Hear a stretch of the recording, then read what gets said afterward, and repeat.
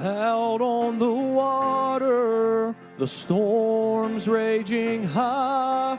The waters around them, they were troubled that night. A fear filled their hearts, they thought they would die. They failed to remember that the Master was nigh.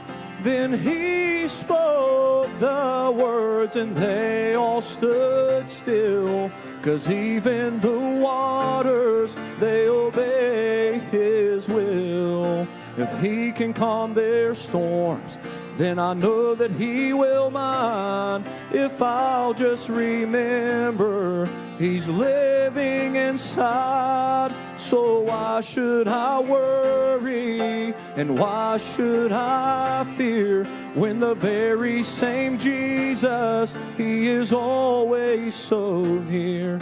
He lives in my heart, and he hears when I cry. So I'll call on his name till the storm passes by.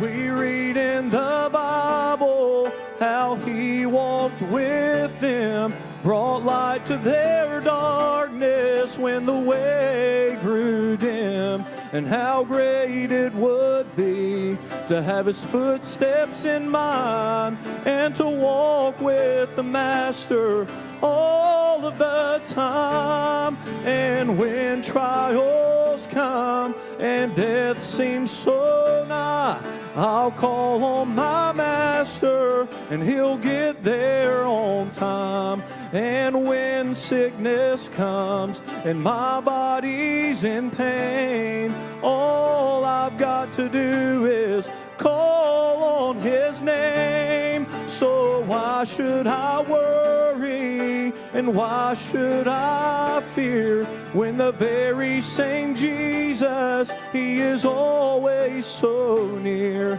He lives in my heart, and he hears when I cry. So I'll call on his name till the storm passes by. So why should I worry, and why should I fear, when the very same Jesus, he is always so near. He lives in my heart, and he hears when I cry. So I'll call on his name till the storm passes by. I'll call on his name till the storm passes by. Praise. I was full on getting a blessing, Brother Jeremy, just so you know, when I got that text that said, you look like you're sitting 20 foot up in a tree stand right there. So, but I did giggle a little bit when I read that. Open your Bibles, Deuteronomy chapter 20. I've got several more things here to mention to you. Please listen to these, if you would. Listen to these announcements. I know when we give you announcements, many times you just turn it off completely. But I need you to hear some of these. First of all, don't forget tonight, 3 o'clock instead of 6 o'clock.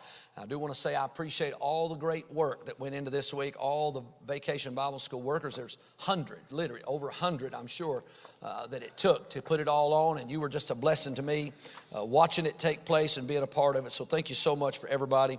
And then I want to make this announcement. This will be the first time we've mentioned this. We're going to have a men and boys camp out. Do you got that one, Brother Tyler? A men and boys camp out, July the 18th. Am I good on this mic, Brother Marvin? All right, July the 18th and 19th, we'll just spend one night. We'll go in evening and spend the night, and we'll stay Saturday up into the evening, and then we'll all go home there to get ready for Sunday. We'll go to our own home. So I want you to keep that in mind. It doesn't have to be father, son, men and boys. Maybe you know a young man that doesn't have a dad, and you could bring him to this and be a minister. We will do one devotion that night around the fire, and so it could be an opportunity to minister to somebody that perhaps doesn't have a dad or something like that. And if you've got a sissy boy that just doesn't like this kind of thing, he's for sure who we want you to bring. How many of you think we've had I'm being serious about this. We're having a plague of effeminate